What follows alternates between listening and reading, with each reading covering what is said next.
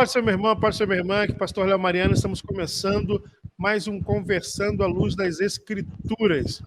Hoje a gente vai ter uma resenha boa com meu amigo, pastor, professor, conferencista. Vai faltar adjetivo para falar desse homem, pastor Adriano Moreira.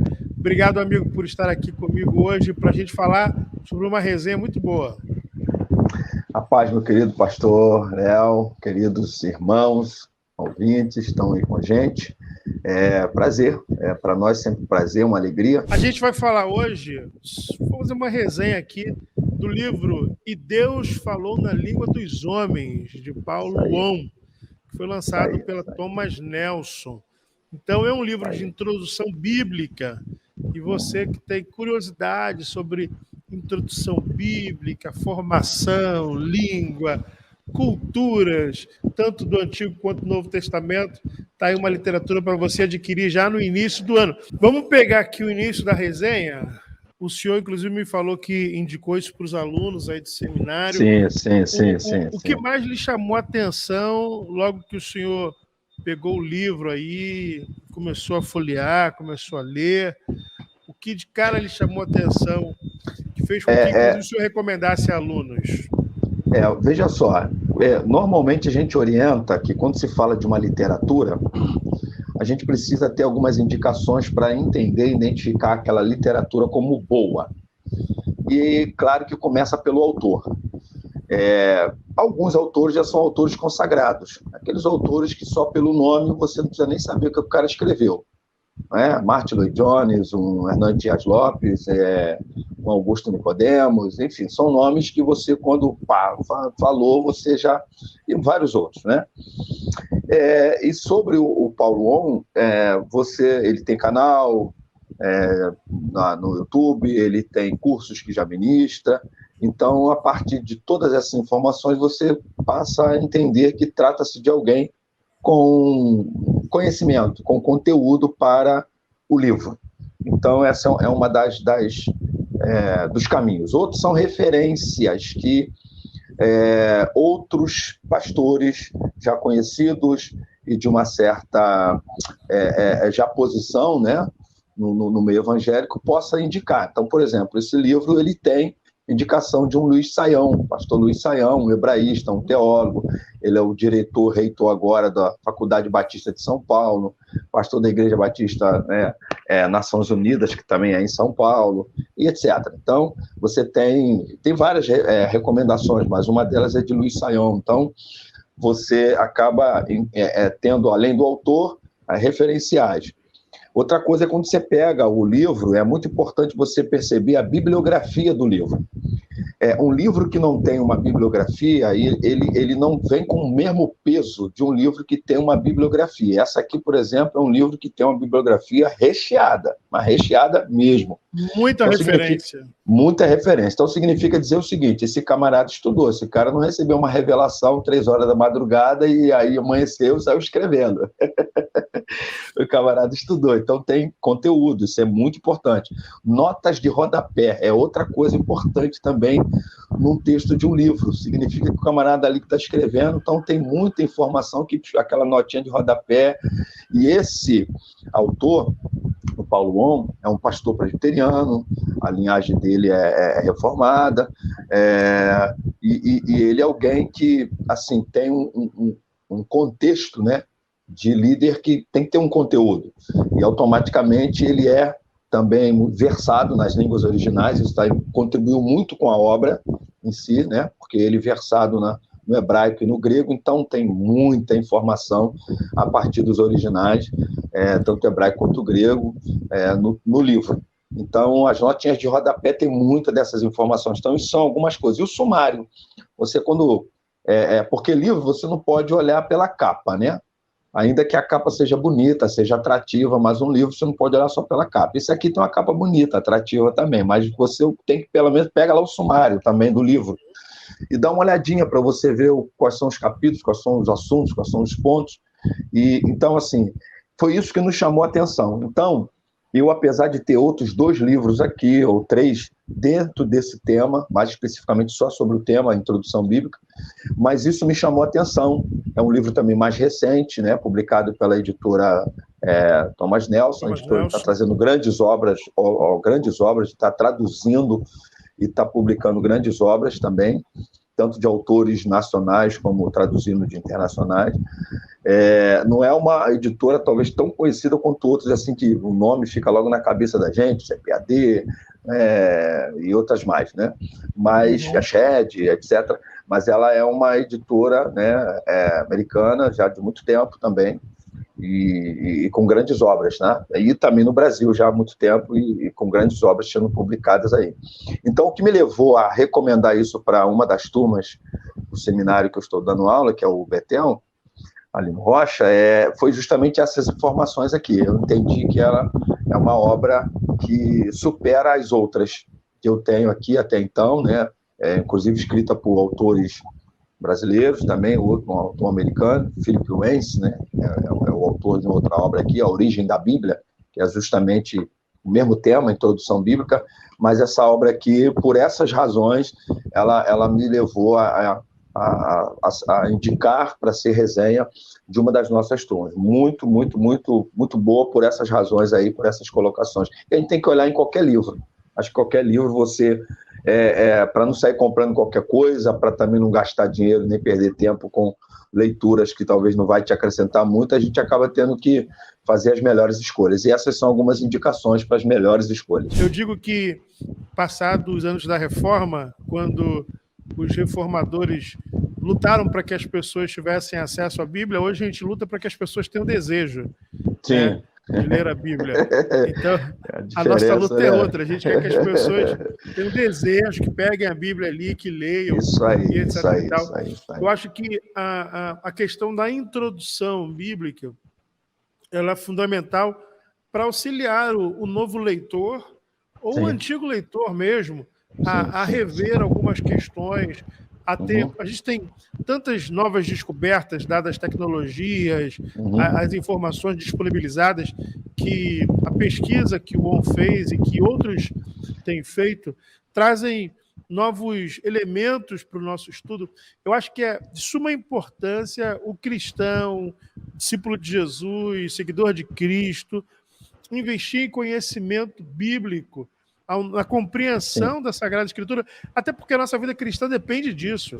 Como você falou, pastor Léo, e qualquer um outro pastor com certeza falaria a mesma coisa, o nosso grande desafio hoje não é para que todos tenham a Bíblia. Hoje a facilidade ela é enorme, inclusive a área comercial, vamos assim dizer, tanto da sociedade bíblica quanto das livrarias e tudo mais, justamente de cada hora está surgindo uma Bíblia diferente, um modelo diferente, de uma ênfase diferente para estudo e etc. E tal. Então, hoje, o desafio não é de se ter a Bíblia, o desafio hoje é de se ler a Bíblia. E nós temos essa luta de estar sempre incentivando, sempre buscando um programa de leitura bíblica com a igreja, enfim, buscando direções para que, de alguma forma, o povo se interesse em ler. E a importância da introdução bíblica, ela é, em geral, para todo cristão. Como eu disse, né, nas minhas falas anteriores, não é só para o pregador, não é só para o pastor. Claro que para o pregador, para o professor, para o pastor, não é só de importância, ela é de extrema necessidade, porque são comunicadores que estão na eclesiologia da igreja, né? Na eclésia da igreja. Então, é quem está ensinando, é quem está pregando, é quem está aconselhando, é quem está ministrando. Então, precisa, sim, ter um conhecimento das Escrituras. Mas para todo crente, porque, assim, qual é a grande dificuldade hoje? Nós temos um povo carregando um livro que antigamente a gente falava que era o livro da capa preta, hoje é de qualquer cor. A gente tem, e fora do físico, a gente tem o eletrônico e o digital da história também. Então, hoje você tem um povo carregando, seja no formato que for, um livro, uma literatura, do qual não se conhece absolutamente nada. Você hoje tem ainda a estranheza de vamos ler no texto de Obadias, o sujeito não sabe onde isso fica. Segunda João, o sujeito fica perdido lá para o lado de Gênesis, ainda está procurando Segunda João, Terceira João. Então a gente ainda tem esse desafio de um povo que ainda não conhece o livro, que é o livro sagrado, o livro pelo qual nós entendemos que a nossa regra, né, de fé e prática, que nós pregamos, ensinamos, é a nossa regra de fé e prática, mas que a gente, na maior parte, não conhece como deveria conhecer, não tem uma visão panorâmica. Então, a introdução bíblica ela é importante para isso, para todo cristão, porque a gente saber qual é a nossa ferramenta, que é a nossa regra de fé e prática, para eu saber como é que começou, como é que terminou, para eu me achar nisso aqui, para eu entender algumas coisas. E um dos pontos que você colocou aí também é que, até mencionando sobre o período interbíblico, esse livro aqui do Paulo On, por exemplo, ele faz citações dos chamados livros apócrifos, né, como o 1º de Macabeus, que vai contar um pouquinho desse momento, um pouquinho desse período, e aí é justamente isso, você pega um texto na Escritura como o Novo Testamento, aparecem figuras, aparecem funções, aparecem situações que você não viu no Antigo Testamento. Então, é sinagoga, é escriba, como você mencionou, e outras situações mais, você diz, de onde que veio esse negócio aí? Então, se eu não tenho esse contexto, e é muito interessante que a introdução bíblica, ela não pode ser ela não consegue ser uma introdução bíblica, verdadeiramente introdução bíblica, se ela não corre pelo contexto. Ela tem que correr pelo contexto, porque é o contexto que vai dizer o porquê e de onde veio esse negócio. Por exemplo, as próprias línguas. História, né? Isso aí, as próprias línguas originais, por exemplo. E esse é um dos itens que me chamou muita atenção na obra do Paulo On aqui, né? Do Deus Falou na Língua dos Homens. Ele trabalha muito o contexto, por exemplo, das próprias línguas. Ele vai falar aqui de quando começou a língua hebraica, desde quando surgiu. Então ele já pega aqui 1400, né? Já se tinha noções, já existia o idioma, e como é que foi, e como é que chegou a ser. Na verdade, pastor Adriano, tem pessoas que não entendem muito essa questão da linguagem, a importância da linguagem, né? Sim, então, sim. O Antigo Testamento, quando ele está terminando ali, o judeu já não fala mais hebraico. Sim, chega já no era Novo mais. Testamento, o judeu não fala mais hebraico. Então, sim. Eu acho que o entendimento de como as línguas vão substituindo outras línguas e as razões pelas quais a linguagem vai sendo substituída, isso é história, né? Sim, então, sim. E importante também. Eu acho que é fundamental. E a outra coisa, quer dizer, é um tema que ele vai sempre desembocando em outro. Então, por exemplo, quando a gente hoje fala de homilética, né, que é a arte da pregação, quando a gente fala hoje da hermenêutica, que é a arte do interpretar as escrituras, elas dependem profundamente da introdução bíblica. Porque se um sujeito não tem esse conhecimento na introdução bíblica, questão das línguas, por exemplo, tanto o hebraico quanto o grego, por que o termo X, Y, Z, e o que significa a luz do original aquilo, como é que a gente interpreta isso hoje, entender o contexto daquela passagem, enfim, essas informações que partem, que surgem, que se originam da interpretação bíblica, se originam da interpretação bíblica, da introdução bíblica, elas vão ajudar na interpretação e na pregação bíblica. Então, tem que se ter essas informações, tem que se saber dessas informações, e que vai nos ajudar a entender muito as escrituras, é claro, evidente, e evitar as muitas e exacerbadas heresias que nós temos hoje para todo lado, né? Sujeito que pega o texto lá e o cara vai dizendo o que ele achou, o que veio no coração, e a coisa vai caminhando por aí. Isso aí. Então, assim, meu pastor, o livro, ele basicamente não dá para a gente falar todos os detalhes, mas ele tem 4 partes, né? O livro... Dá uma pincelada para a gente, dá uma pincelada. Tá, Deus Falou na Língua dos Homens. Então, ele tem 4 partes principais. São 13 capítulos, mais 4 partes principais. A primeira parte, que vai do capítulo 1 ao 3, o Paulo On, ele vai falar daquela introdução. Então, qual a introdução? o nome Bíblia, por que o nome Bíblia, de onde veio o nome Bíblia. Ele vai falar da estrutura da Bíblia, a partir, inclusive ele começa falando a partir da Bíblia hebraica, que tem uma estrutura diferente, depois que ela é traduzida do hebraico para o grego, que já é a primeira tradução, que é a chamada Septuaginta, né? Ela já tem uma arrumação diferente, não se mexe o conteúdo, mas mexe a arrumação.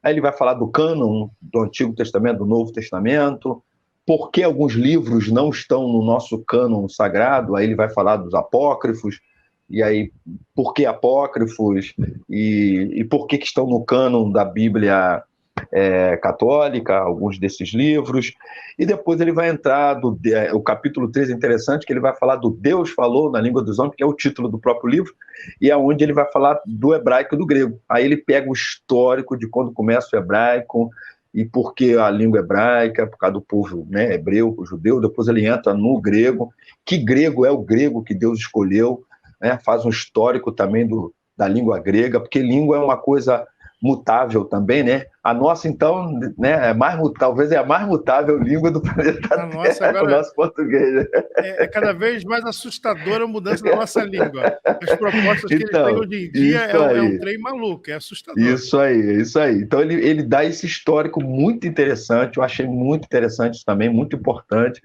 Então, assim, é a parte 1. A parte 2, ele vai falar do mundo do Antigo Testamento. Então, os capítulos de 4 a 7... eu achei também isso muito interessante na obra dele, porque ele dá um contexto do Antigo Oriente Próximo, né? Ou seja, o contexto daquele tempo, para se entender muito do texto bíblico, principalmente no que tange a ontologia, cosmologia, né? Ou cosmogonia também, como queira, para se entender por que Deus se apresenta como o único Deus, que de fato é o único Deus, mas qual é o contexto, por que dos 10 mandamentos, alguns daqueles mandamentos lá de imagem, de escultura e etc. e tal. Ele vai dando esse panorama para a gente entender como eram vistos os deuses do Antigo Oriente Próximo, né, daquele contexto mesopotâmico também, etc. Então, o capítulo 4, a parte 2 vai do capítulo 4 até o 7, e ele vai exatamente mostrar isso aí. A Bíblia hebraica no contexto do Antigo Oriente Próximo vai dar essa visão. No capítulo 5, ele vai falar da Torá. Aí ele já começa fazendo o seguinte, ele vai passeando pelas divisões da Bíblia hebraica conforme está na Bíblia hebraica, né? A divisão da Bíblia hebraica é a Torá, é diferente são os 5 livros da né? lei, isso. Depois vem os profetas, onde todos os livros que em nossa Bíblia estão no grupo de profetas também estão na Bíblia hebraica, só que lá na Bíblia hebraica tem alguns livros que os hebreus, né, os rabinos, as autoridades judaicas entenderam que são proféticos, né, como o livro de Josué, livro de Juízes, livro de Samuel, livro de Reis, que teriam sido escritos por profeta. Então, na Bíblia hebraica, esses livros estão no grupo de profetas. Aí, o que ele faz? E depois, por último, chamados escritos. Eles chamam, inclusive, anteriores e posteriores, né? Isso aí. E aí, depois, entra nos escritos. Os livros, a divisão dos escritos na Bíblia hebraica, constam os livros que na nossa Bíblia é chamado de poéticos, tá? Principalmente os chamados poéticos, né? Jó, Salmos, Provérbios, Eclesiastes, Cantares. Então, aí essa parte 2, que vai do capítulo 4 até o 7, ele vai dando esse panorama de cada livro, uma visão mais panorâmica. Aí vem a parte 3 do livro, que é o que ele chama de interlúdio. O interlúdio aqui é quando ele vai falar dos chamados 400 anos de silêncio. É muito interessante aqui, uma coisa bem bobinha, né? Vamos assim dizer, mas de suma importância. A gente fala muito assim, às vezes em escola dominical, em pregação e tudo mais, 400 anos de silêncio. Então, de Malaquias até Mateus, Deus não falou. Aí a ideia que se passa é que, sei lá, Deus tirou férias, não tem nada registrado de coisa nenhuma, ninguém sabe de nada, tipo, procuraram Deus, mas Deus, sim, não deixou endereço, não deixou o zap, não deixou nada. Deus deixou todo mundo largado no mundo. Tudo largado. E aí isso precisa ser explicado. Não houve uma inspiração canônica, vamos assim dizer.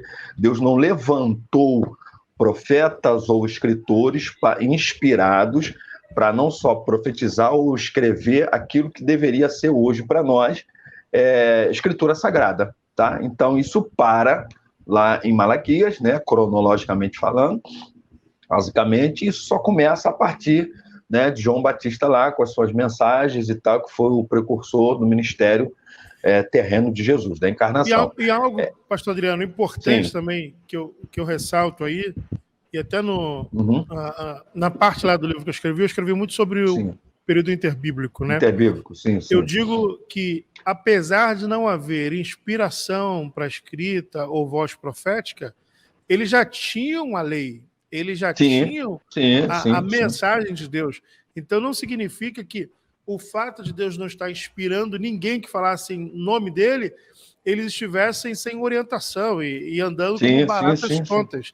Não, Sim, sim, eles sim. tinham já a lei, eles já tinham o que seguir. Tanto que, isso é muito importante, que a Bíblia lida no Novo Testamento é a Bíblia do Antigo Testamento, né? Então a gente tem a parte do Novo e do Antigo Testamento, mas a Bíblia que, vamos falar em termos gerais, a Bíblia Uhum, que Jesus, que Paulo, que os apóstolos liam, era o uhum. Antigo Antigo Testamento. Testamento, isso aí, é Antigo Testamento. E no caso, quando a história do Novo Testamento está já acontecendo, ainda que ela tenha sido registrada um pouco mais depois do ministério de Jesus, mas já a história é contada do ministério de Jesus, já tinha até a versão grega, né? A Septuaginta Sim, ela já tinha sido traduzida, pelo menos aí 280 e poucos anos antes de Cristo. Então, já se tinha não só a própria Torá, a versão hebraica, mas já tinha uma versão grega já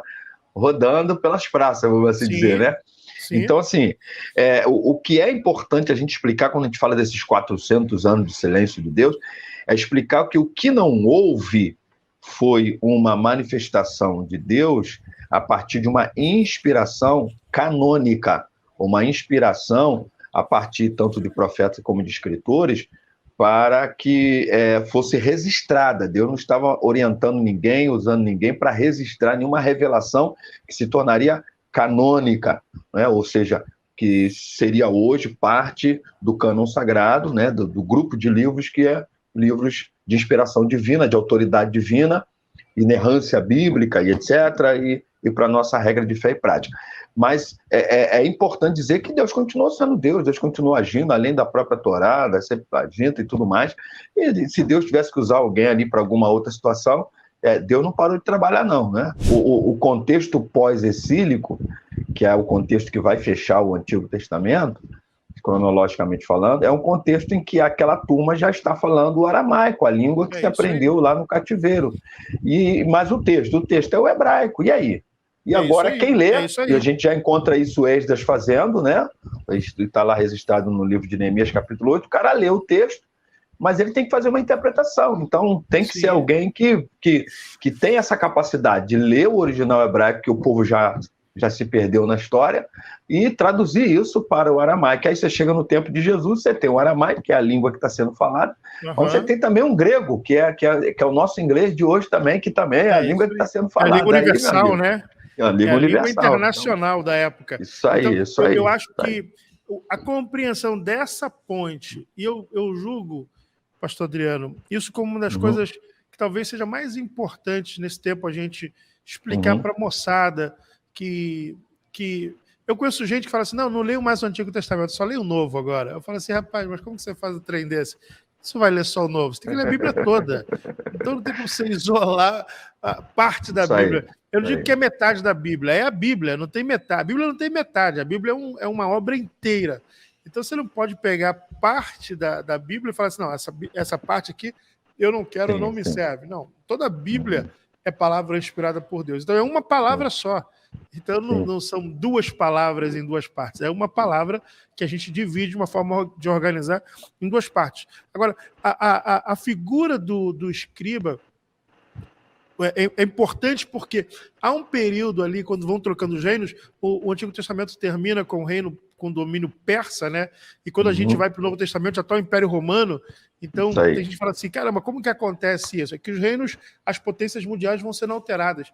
Então o escriba, ele se torna uma pessoa muito importante, muito relevante, e eu gosto de uma passagem em Esdras, quando o povo pede para o Esdras pregar a palavra, né? Ele fala assim, não, pegue e leia a palavra de Deus. Eles ficam clamando em praça pública, palavra de Deus, e ele vai lá e faz a leitura, e o povo se alegra, então há gritos de alegria, porque eles ouvem a palavra de Deus depois de tanto tempo de exílio.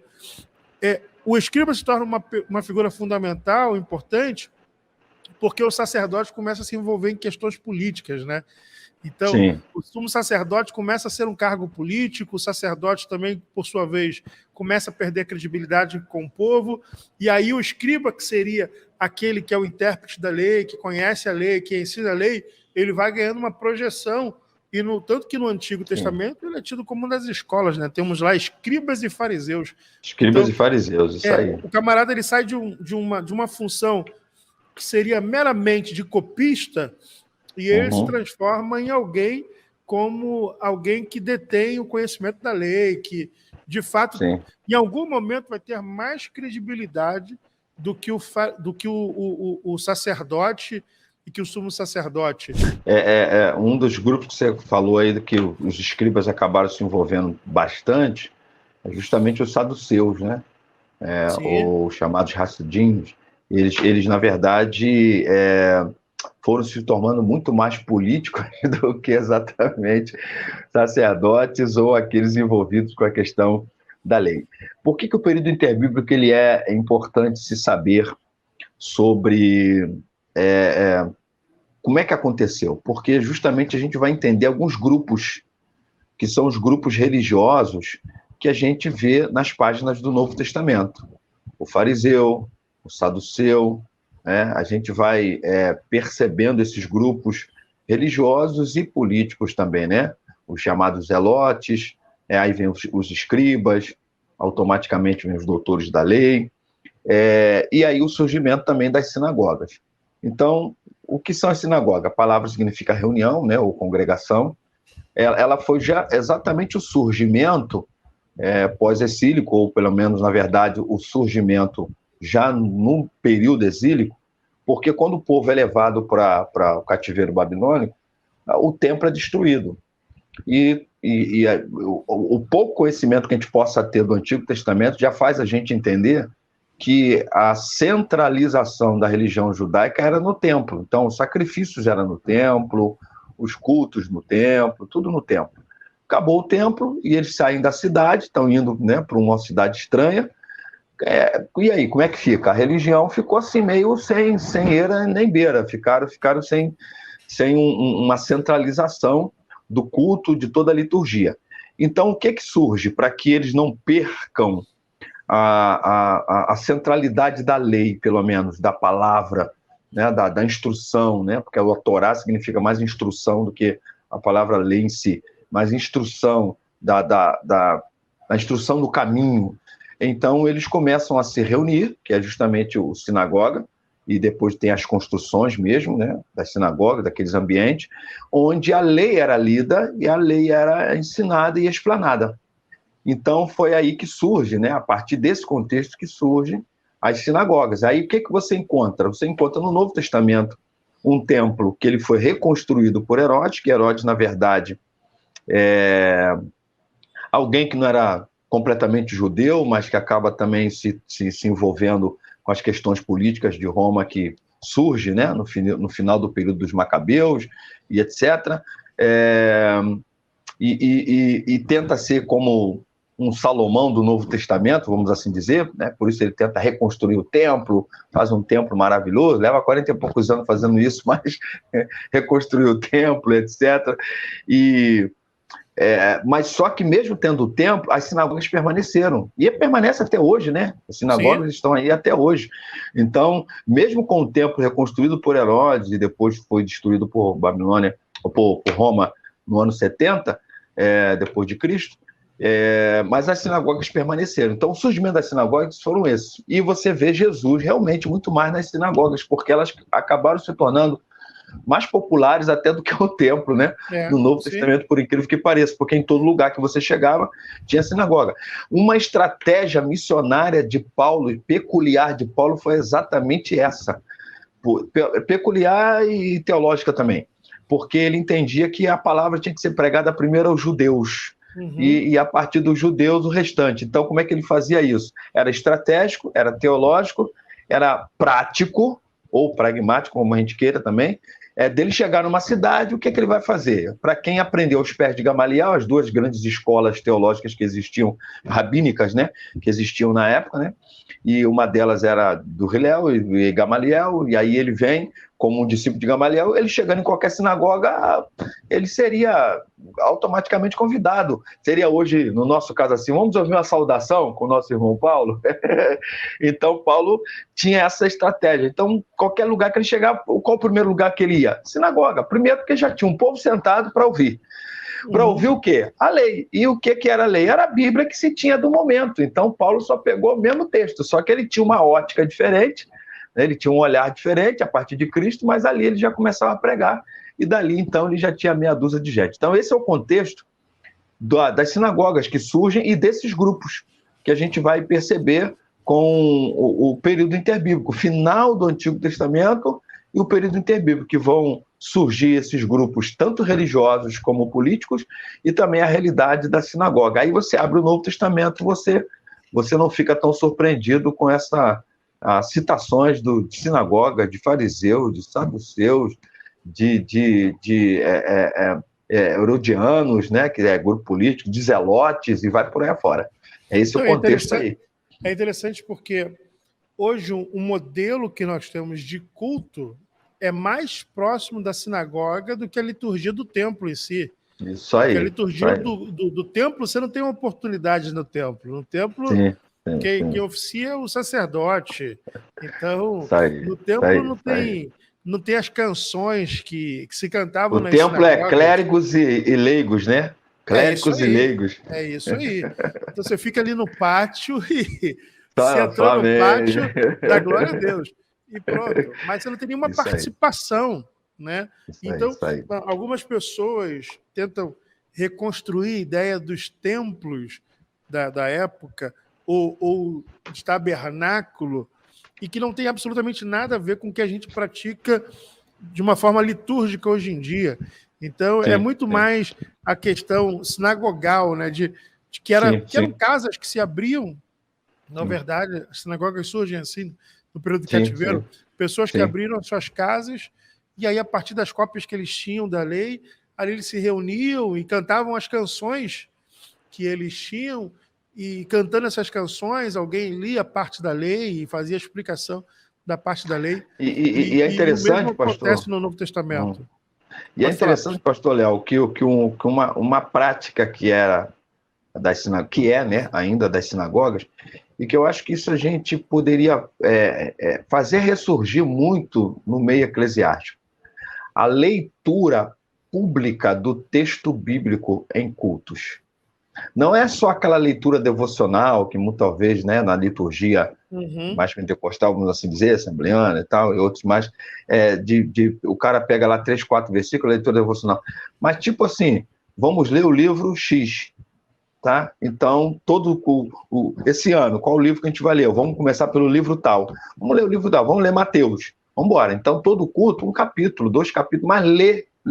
Ninguém vai pregar, ninguém vai explanar, mas vai ler. É ouvir a palavra. Isso. E isso eu acho que tínhamos que ressurgir, né, no nosso meio, ou meios que nunca tiveram, passasse a ter, porque essa é uma das características da sinagoga, e é justamente o ouvir a palavra. E a gente parece não crer muito no que está no texto bíblico, né? Que a fé vem pelo ouvir. E esse ouvir não é só no pregar, é também no ler. Algo que começou de um jeito pode hoje não estar do mesmo jeito como começou. Então, sinagogas existem até hoje, mas hoje, quando você está olhando sinagogas em qualquer lugar, você está vendo uma construção, um edifício bonito, uma coisa um pouco mais, assim, digamos, modernizada. Mas tudo isso começa exatamente nessa simplicidade dessas reuniões, ou dessas reuniões simples, né?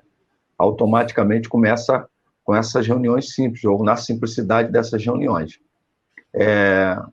Alô? Acho que parou. Estou te ouvindo. Tá, então, assim, automaticamente a gente precisa, né, entender essa evolução histórica, como é que as coisas, né, chegaram até nós, como é que caminhou até nós, e isso faz-se necessário. É como o Novo Testamento, no que tange também a língua, que foi o grego, por que não mais o hebraico? Então, esse contexto é muito importante, se saber que Deus, ele, como o título do livro diz, né, Deus falou na língua dos homens, se Deus está se revelando e quer alcançar a todos, então automaticamente não podia ser outra língua naquele momento, porque a influência grega, aí o período interbíblico vai nos ajudar a entender isso também, onde a língua grega se tornou a língua universal, a língua comercial, a segunda língua do momento. Então, e dessa língua, a versão dela, que é o chamado koiné, comum, que seria o principal para poder alcançar a todos os povos da época, né, daquele contexto, daquele tempo. Então, hoje seria o inglês, na era medieval seria o latim, né, e etc. Então, automaticamente, a gente precisa entender isso aí. E aí vai entender melhor também o Novo Testamento em algumas colocações, né, exatamente por conta da língua grega, justamente por causa do grego. Entendeu? Então, e também, pastor, só pegando um parêntese do que o senhor está dizendo, a importância da língua e das evoluções, não só da língua, mas evoluções, inclusive, das cidades, né?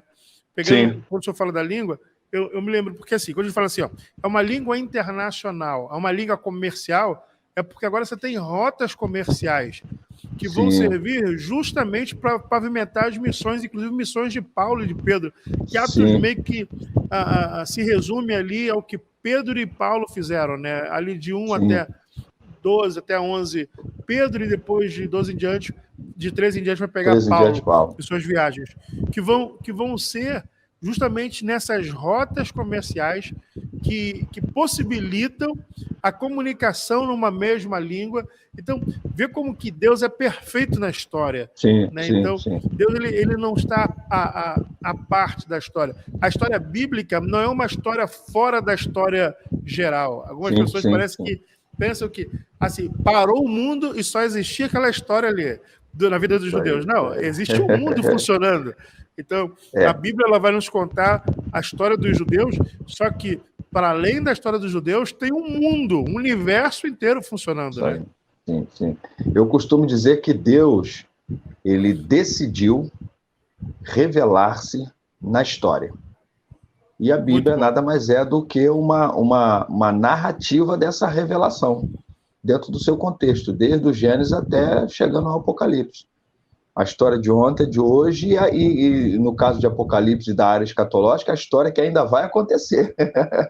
ele já se revela, né, se pré-revela numa história que para nós ainda é amanhã, ainda é futuro. Então, isso é muito importante. Então, como você colocou aí, quando você entra no Novo Testamento, por exemplo, a parte 4 do livro, é quando ele vai falar sobre o mundo do Novo Testamento. Então, ele já começa mostrando toda essa influência do período interbíblico, então, questão política. Então, quando você chega no Novo Testamento, olha o contexto. Você tem um poder político que é Roma, que domina, que está lá com todos os seus políticos e todos os seus governantes, cada um com seu nome, com a sua nomenclatura, procuradores, prefeitos, vai por aí afora. Você tem um modus operandi desse tipo de governo, que é impostos e etc. Aí você vai encontrar figuras como republicano. Quem são essa galera? Que galera é essa? Então, os republicanos. Mas você tem ainda imperando, você ainda tem dominando uma cultura de um império que não existe mais como poder político, que são os gregos. Então, a língua é grega. Você que a língua universal é grega. Você tem uma cultura muito influenciada pelos gregos. Você tem divindades daquele tempo que são divindades gregas. Então, a gente sempre fala de um contexto greco-romano, porque está misturado, então, greco-romano. Então, quando você vai encontrar Paulo escrevendo para muitas dessas igrejas, está falando de divindades que são divindades ou da mitologia grega ou da mitologia romana. Então, você tem Afrodite, você tem Artemis, você tem Bacon, você tem essa galera aí que tem a ver com esse contexto. E tem que entender esse mundo. E o autor ele vai exatamente mostrar isso também, mostrando aí. Outra característica interessante é que olha, ele fala dos evangelhos, vai falar daquela questão dos sinóticos, do evangelho que é o de João, que é bem diferente, mas não tão diferente em alguns aspectos, mas ele vai falar do livro de Atos, que o livro de Atos vai contar um pouco dessa historiografia da igreja, mas uma das características desse contexto do Novo Testamento é a característica epistolar, a característica de cartas, que Paulo utiliza dessa característica para poder escrever justamente para as igrejas. Então, você não tem isso no Antigo Testamento, essa característica da literatura, mas você tem isso no Novo Testamento, essa característica epistolar, de missivas, de carta, de se poder enviar uma carta para quem quer que seja, onde é que essa pessoa esteja. Qual era o sistema, né? Hoje a gente tem o e-mail, né?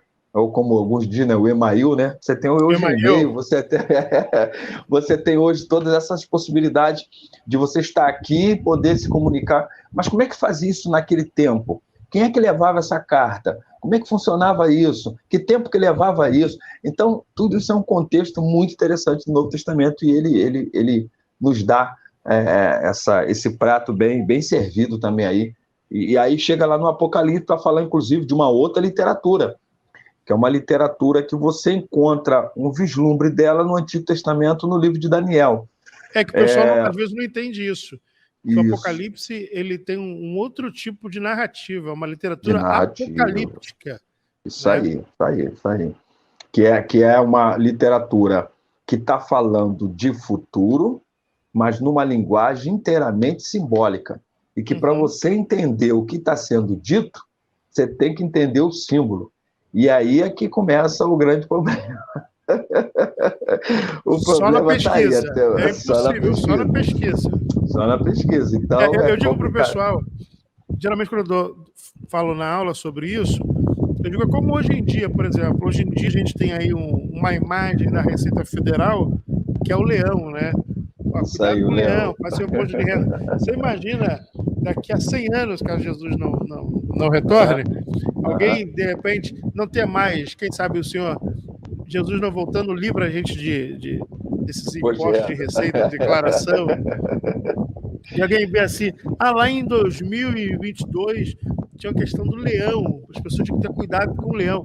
Alguém imagina, mas será que tinha leão que saia na rua?